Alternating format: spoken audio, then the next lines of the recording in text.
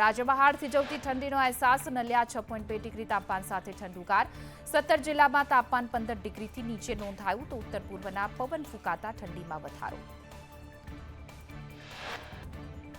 ડીસામાં 8.9, અમરેલીમાં 10 ડિગ્રી તાપમાન, વડોદરામાં 10.2, રાજકોટમાં 10.4 ડિગ્રી નોંધાયું, ગાંધીનગરમાં 11.4, અમદાવાદમાં 13.5 ડિગ્રી, કેશોદમાં 11.7 ડિગ્રી તાપમાન નોંધાયું તો સુરેન્દ્રનગરમાં 12.6 ડિગ્રી તાપમાન નોંધાયું, ભાવનગરમાં 13.2, દ્વારકામાં 15.6 ડિગ્રી તાપમાન નોંધાયું.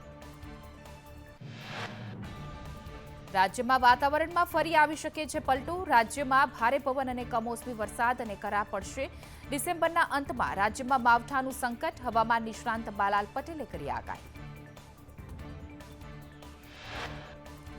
રાજ્યમાં 26 ડિસેમ્બરથી 4 જાન્યુઆરી વચ્ચે માવઠાનું સંકટ. 26 ડિસેમ્બરે બંગાળના ઉપસાગરમાં સિસ્ટમ બનશે.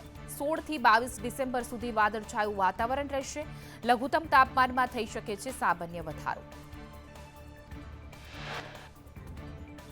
તો લઘુત્તમ તાપમાનમાં વધારો થઈ શકે છે. મધ્ય ગુજરાતમાં લઘુત્તમ તાપમાન 15 ડિગ્રી રહેશે. દક્ષિણ ગુજરાતમાં તાપમાન 18 ડિગ્રી, ઉત્તર ગુજરાત અને પંચમહાલમાં 10 ડિગ્રીથી પણ નીચું તાપમાન રહેશે. મનાલીમાં હિમવર્ષા થતા સફેદીનું સામ્રાજ્ય જોવા મળ્યું. ચારેકોર બરફની ચાદર પાથરી હોય તેવા દ્રશ્યો આવ્યા સામે. જમ્મુ કાશ્મીરમાં હિમવર્ષાનો આનંદ માણવા સહેલાણીઓ ઉમટ્યા. ગુલમર્ગમાં પ્રવાસીઓ અનેક પ્રવૃત્તિઓ કરતા જોવા મળ્યા. કાશ્મીરના પહેલગામમાં પારો પહોંચ્યો -8.4 ડિગ્રી. ઘાટીમાં આગામી 3 દિવસ કોલ્ડ વેવની ચેતવણી. પહેલગામ ઘાટીમાં સૌથી ઠંડુ સ્થળ.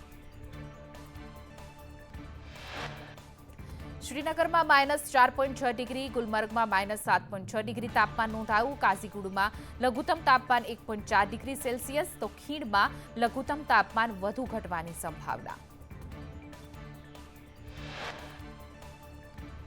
ઉત્તર ભારતમાં ગાત્રો થીજવતી ઠંડી. દિલ્હી, હરિયાણામાં લઘુત્તમ તાપમાન સામાન્યથી ઘણું નીચું. રાજસ્થાન, પંજાબમાં કેટલીક જગ્યાએ પારો શૂન્યથી નીચે. દેશના 15 રાજ્યો અને કેન્દ્ર શાસિત પ્રદેશના ઘણા વિસ્તારમાં કોલ્ડ વેવ. ચંદીગઢમાં તાપમાન 4.7 ડિગ્રી સેલ્સિયસ નોંધાયું.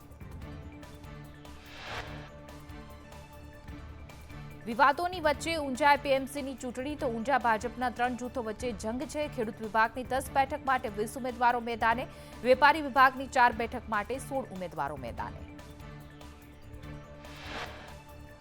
ઊંઝા એપીએમસીની ચૂંટણીમાં એમએલએ કિરીટ પટેલનો દાવો. ભાજપે મેન્ડેટ આપ્યો તેને વિજય બનાવીશું. મેન્ડેટ પ્રમાણે મતદાન થશે. કોઈની નારાજગી હશે તો તે દૂર કરીશું. ઊંઝા એપીએમસી ચૂંટણી મુદ્દે દિનેશ પટેલનું નિવેદન. સુમેળભર્યા માહોલમાં ચૂંટણી થઈ રહી છે. કેટલાક મહત્વાકાંક્ષાને લીધે ઉમેદવારી પરત નથી ખેંચી. ઊંઝા એપીએમસીની ચૂંટણીને લઈને પૂર્વ ધારાસભ્ય નારાયણ પટેલનું સૂચક નિવેદન સામે આવ્યું. કહ્યું કે ઉમેદવાર વધુ છે તો ક્રોસ વોટિંગ થઈ શકે છે. કેમ આટલા બધા ઉમેદવાર છે તે પાર્ટીને ખબર. અરવિંદ પટેલ સાથે મારી પારિવારિક સંબંધ છે. પાટણ યુનિવર્સિટીમાં દારૂ મહેફિલને લઈ ધારાસભ્ય કિરીટ પટેલ ભૂખ હડતાલ પર ઉતરશે.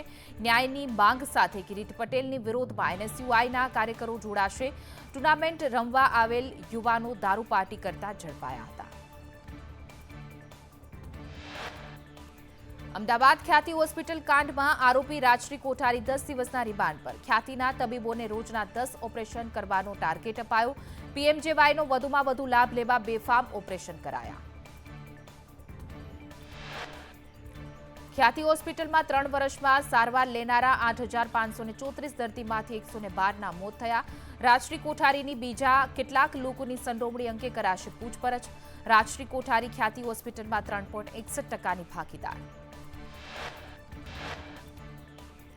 જૂનાગઢમાં બિલ્ડર મનીષ કારિયા સામે છેતરપિંડીની ફરિયાદ નોંધાઈ. મહિલાઓએ 2.43 કરોડની છેતરપિંડીની ફરિયાદ નોંધાવી છે. બિલ્ડરે પ્લોટના નામે અનેક લોકો સાથે ઠગાઈ કરી રફુચક્કર.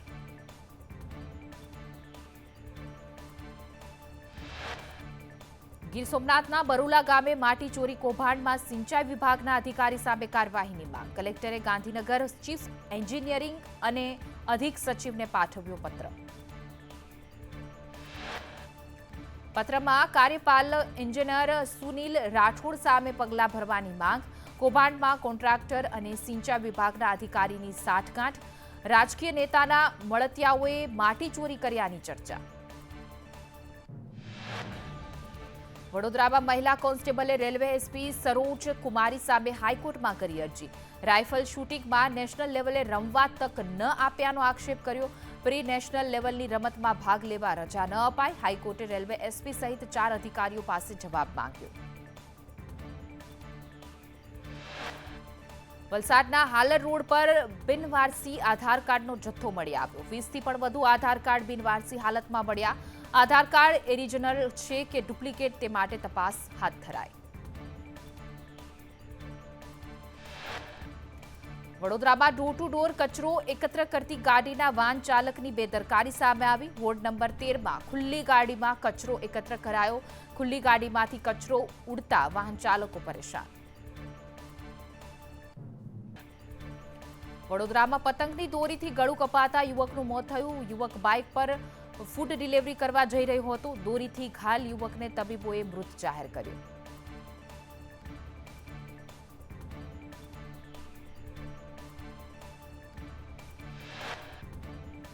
રાજકોટમાં ગોવર્ધન ચોક ખાતે બીઆરટીએસ બસનો અકસ્માત. સ્ટીયરિંગ પરથી કાબુ ગુમાવતા બસ સ્ટોપ સાથે ભટકાઈ.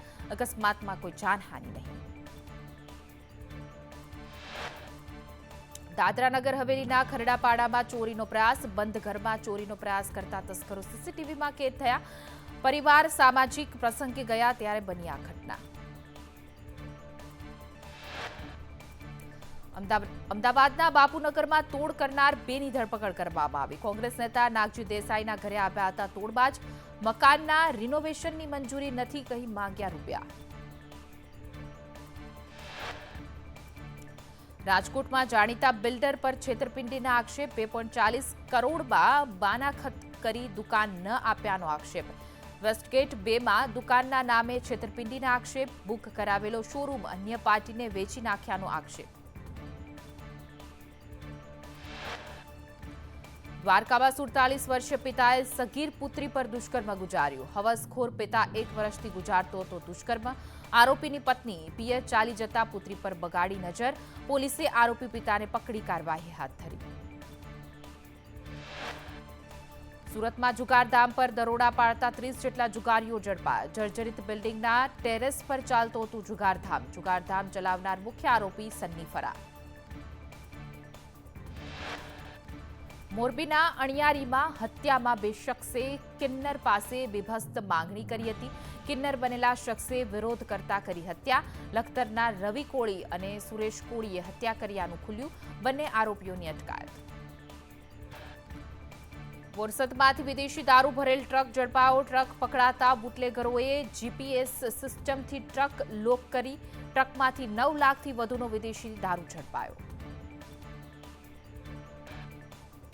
અમદાવાદમાં નકલી ચલણી નોટ છાપનાર 6 આરોપી ઝડપાયા. આરોપીઓ શાક માર્કેટ અને ભીડભાડવાળી જગ્યાએ નોટો વટાવતા હતા. પોલીસે આરોપીઓ પાસેથી ₹1.23 લાખની નકલી નોટો ઝડપી પાડી.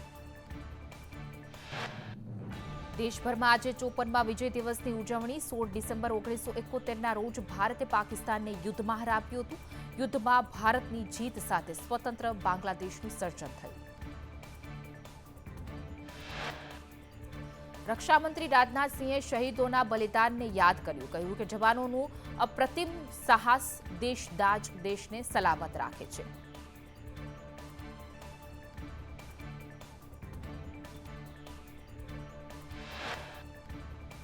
તો વિજય દિવસ નિમિત્તે રાષ્ટ્રપતિ દ્રૌપદી મુર્મુએ ટ્વીટ કર્યું. વિજય દિવસ પર આપણા બહાદુર સૈનિકોને શ્રદ્ધાંજલિ અર્પણ કરું છું, જેમણે અદમ્ય હિંમત દર્શાવી ભારતને વિજય અપાવ્યો.